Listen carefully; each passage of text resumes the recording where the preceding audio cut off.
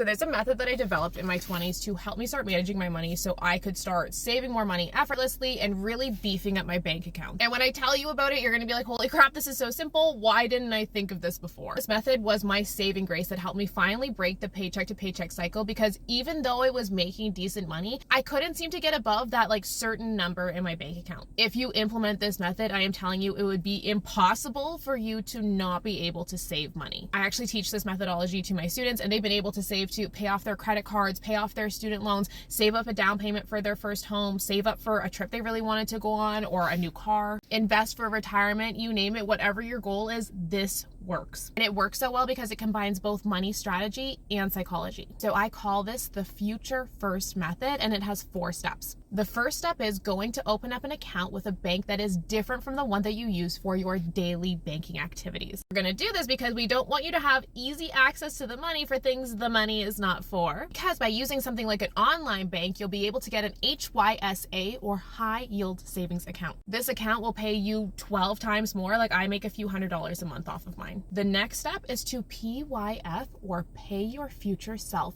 first. This is what the rich do, and if you want to become rich, you need to emulate them. This means as soon as you get paid, before you go and spend anything out of it, you are going to pay your future self first, aka transfer money over to your goals, instead of waiting to see if you have anything left over. The third step is about automation. So we don't want to just count on ourselves to go and transfer that money every single month, because if you're like me, you're going to forget or something's going to come up and then it's not going to get done. Instead, you're going to set up automatic transfers every time you get paid from your checking account into the account for your goals. Now, the fourth step is to actually go and name those accounts. I use EQ Bank in Canada, and I know Ally in the US lets you do this. And basically you can name each one of your sub accounts. So you'll have the main account, right, which is your high yield savings account. And then within that, you can have different buckets. You can name them Bali 2024, new home, new car, whatever your savings goal is. This way you can get out in front of self-sabotage, because it becomes more difficult to steal from an account that is named Bali 2024, because it helps you stay in the present. So your mind is thinking about how awesome it'll feel when you hit that savings goal, and can help deter you from spending on things that you don't really want or need. If you want to learn more about the strategies I used to go from $40,000 in debt to a millionaire at 30, check out our link in bio. We have 4 free money trainings available, or applications to work with me as your 7-figure mentor are now open.